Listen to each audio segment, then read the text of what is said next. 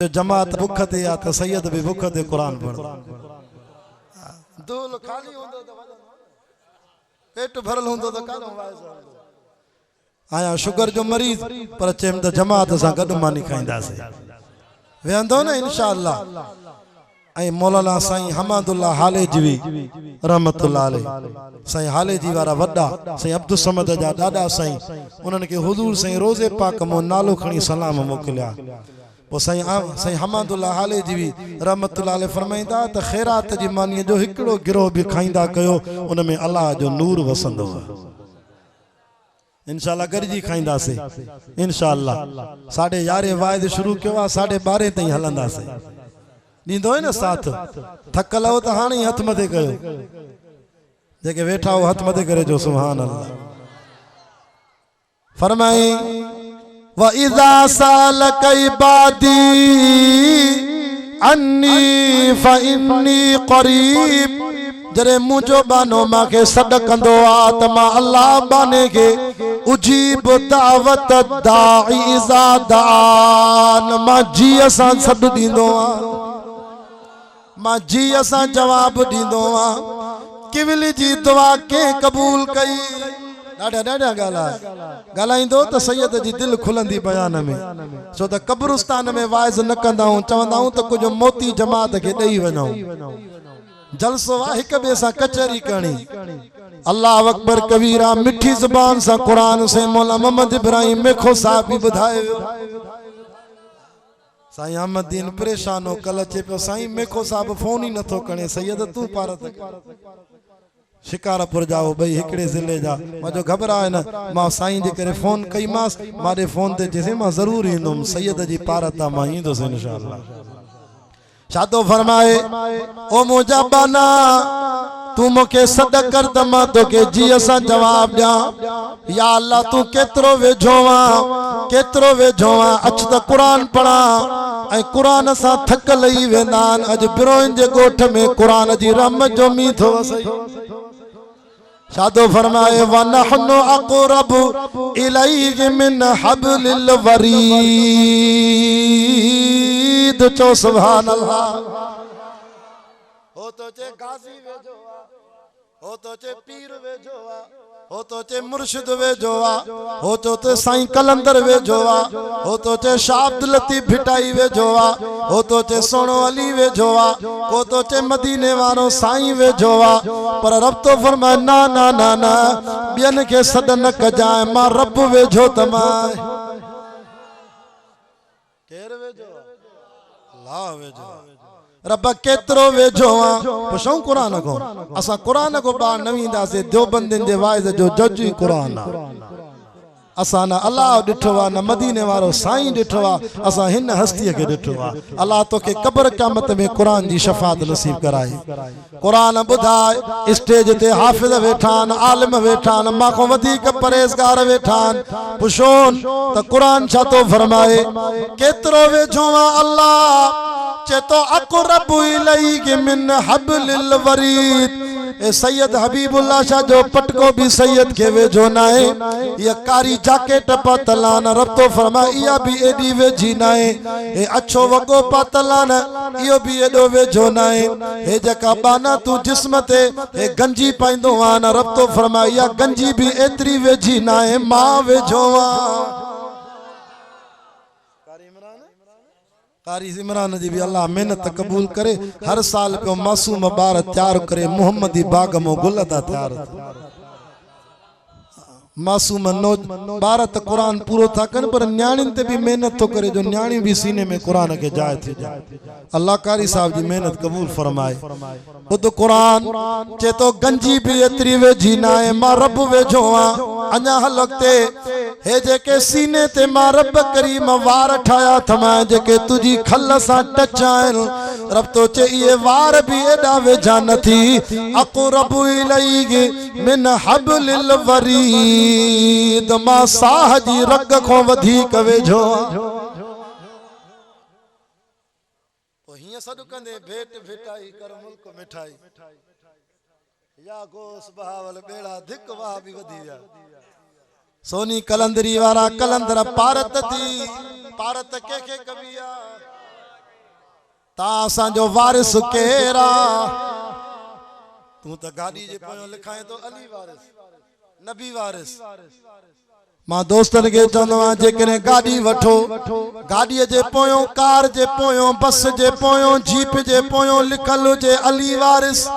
त अली जे नाले के न डाइजाए छो त अली असांजो आहे असां अलीअ जा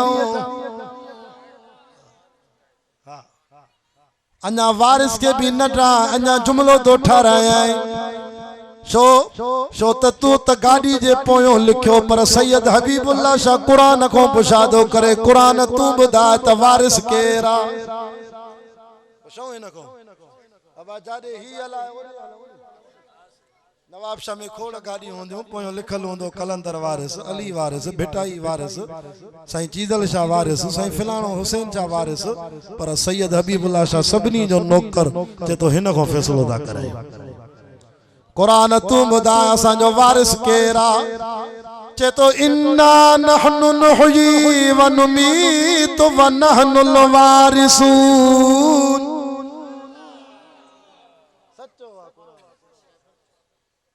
मुझे बाबा जो दोस्त बैठो आ पोयो अच्छी दाढ़ी सा पूछा क्योस इन्ना नहनु नुहयी अल्लाह कुरान में चे तो ताके जिंदा भी मां कयो आ ताके मौत भी मां दींदुम हर जाते ताजो वारिस भी मां आया वो जुमले के ठाइंदो कर अली वारिस लिखल हुजे त नवाब शाह में वनी गाड़ी काए दुकानदार के चो अदा हिन जुमले के गाड़ी जे पोयो ठाए लिखो हिय लिख त अली जो वारिस भी अल्लाह आहे मन के हिदायत मिली अली जो वारिस अल्लाह आहे छो पुछा करे छो तो एतराज करे तो उनके चो हे कुरान तो फरमाए इन्ना नहनु नुहयी व नुमीतु व नहनुल वारिसून केड़े सिपारे में केड़ी सूरत में यो कारी इमरान को पुछ जाए कुरान जा आशिको दीन जा परवानो किविल दुआ कई याद कने विसरी वई किविल चो मौला मुखे हतीम देखार हतीम जी तारीफ बियो क्या त हतीम शाए हतीम बैतुल्लाह जे बरसा एकड़ो टुकड़ो वा जिते तवा असांजे नबी दुआ घुरी या अल्लाह गरीब मिस्कीन ईंदा बैतुल्लाह जो तवाफ करण अल्लाह बैतुल्लाह जा वाली हिन मुल्क जा वाली गरीबन मिस्कीनन जे लाइ त काबतुल्लाह जो दर न खोलींदा अब ता असांजो वञूं त असांजे लाइ सऊदी जो बादशाह दर खोलाईंदो इते वने त को सदर वने मुल्क जो को आर्मी चीफ वने उन जे लाइ दर खोलाए शाबाश शरीफ जे लाइ हाफिज आसिम मुनीर जे लाइ तू असांजो केड़ो ओदो आ जो असांजे लाइ बैतुल्लाह जो दर खोलाईंदा न खोलाईंदा नबी से फरमायो पो मां तवा जे लाइ दुआ घुरी या अल्लाह ऑफिसरन मुल्क जे वजीर आजम और आर्मी चीफ लाए त बैतुल्लाह जो दर खोलाईंदा पर मुझा गरीब उम्मती काडे वनन रब मां मोहम्मद जी दुआ कबूल कर त मुझा गरीब इन हतीम जे टुकड़े में बरकाता नफल पढ़न त इनन के भी लिखाए छड जणो काबतुल्लाह में नमाज पढ़ो अल्लाह इन टुकड़े के बैतुल्लाह में दाखिल कर लाडा जो सुभान अल्लाह ये हुजूर साईं जी दुआ है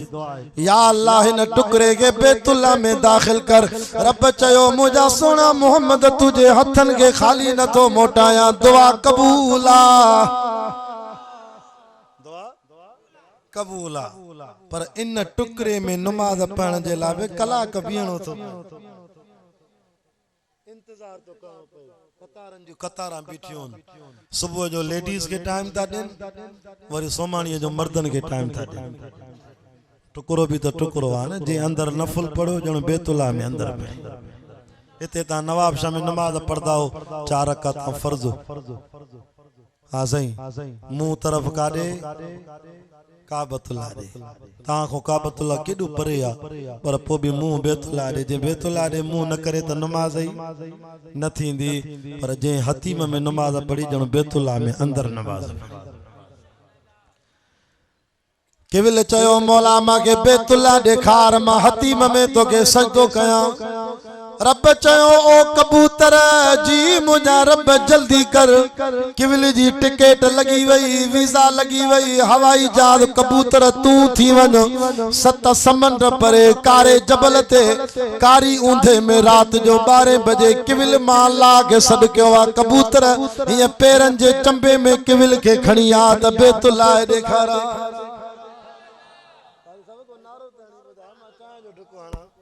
नारे तकबीर जमीयत उलमा इस्लाम नारे तकबीर अल्लाह असांजो बाबो बुधाइंदो आ त साईं अब्दुल करीम कुरैशी बेर वारो रहमतुल्लाह अलैह जिंजी कब्र में जन्नत जी खुशबू आई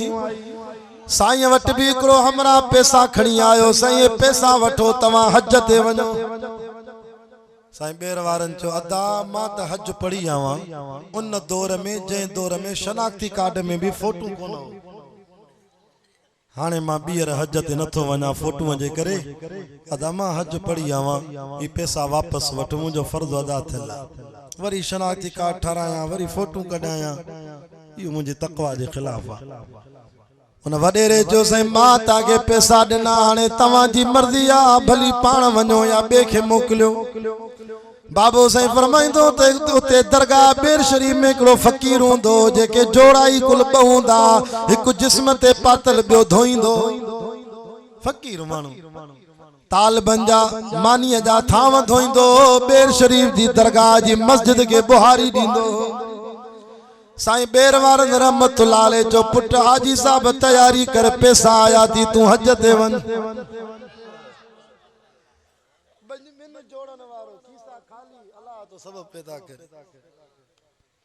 असांजे खानपुर में अजीब वाक़ियो थो ज़िले शिकारपुर में हिकिड़ो दोस्त ॿुधाए पियो चएसई असांजो माइट कमाईंदो आ मके मदीने में साईं पैसे वारो आ उन उतो वीजा मोकली त अबे के भी उमरो कराया हाँ साईं घर वारी के भी उमरो कराया अम्मा के भी उमरो कराया भाइरन के भी उमरो कराया टिकट लगी वई वीजा लगी वई कराची एयरपोर्ट ते पहुता एराम भी पातऊं हवाई जहाज में वेठा उन नौजवान जो पीउ जहाज मो लहिया एराम पातल जहाज मो लथो अरे काडे जहाज उडरण वारो आ वञो मानू छा चोंदा त पुट जे खर्च ते उमरो के नवीन उम्र एराम लाए कपड़ा पाए घर मोटी आयो 15 ॾींहनि खां पोइ वफ़ात करे अल्लाह नथो घुरई त हवाई जहाज में भी चए तूं जो नसीब ना है तू हल तू लायक ना है मके खोड़ पैसे वारा थी पर नथा वञनी चवे न हज ते वञो चेसे मां मिसकीना ताकत ना है पर जे चवेस त गुपचाणी बाईपास ते जमीन थी विकाम जे चे अवल खातो मुंजो हणाए चला न को सरवर आबाद में दुकान खपे त हे अवल बीठो होंदो बाकी हज ते न वेंदो छो त हज 10.5 लाख 11 लाख इन जी दिल्ली न चोंदी त मां खर्च कया जमीन विकाम जे त अवल बीठो होंदो खुदा नथो घुरई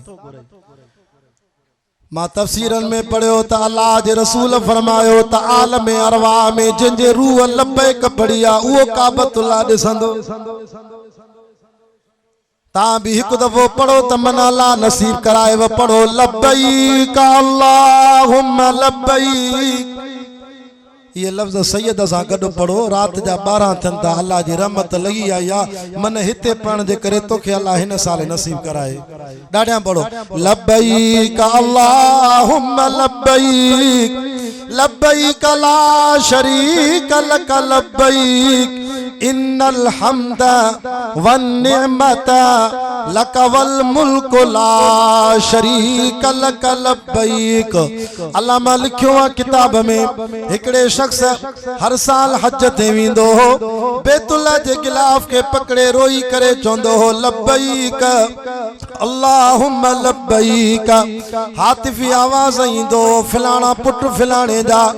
ला लब्बैक वला सदैक तुजी लब्बैक मां रब वट कबूली नाए अल्लाह बेतुल्लाह में जो आवाज अचे फिलाना पुट फिलाने जा तुझी हाज़ुरी कबूल नाए अखिल मोनीर वही अचन रोए या अल्लाह पैसा भी खर्च कया या अल्लाह सफर जी मुशक्कत भी कई घर भी छॾे आयम ओ रब केड़े गुनाह ते मखो नाराज़ आ जो मुझो हज कबूल नथो करे वरी पैसा गडु करे वरी बे साल आयो वरी बे साल अची चे तो लब्बैक अल्लाहुम्मा लब्बैक आवाज तो अचे ला लब्बैक वला सदैक फिलाणो पुट फिलाणे जो तुझी हाज़ुरी कबूल नाए कंदो हेठ के शर्मसारा चे अदा वरी 3 साल विंदो मन अल्लाह कबूल करे वरी 3 साल चौथे साल 5 साल 6 साल 6 साल इन जो हज कबूल न पियो थे इनके नाकामी पई मिले वरी 7 साल आयो हिकड़े हाजी सुञातस 7 साल भी रोई करे चे तो लब्बैक अल्लाहुम्मा लब्बैक रब मुझी हाज़ुरी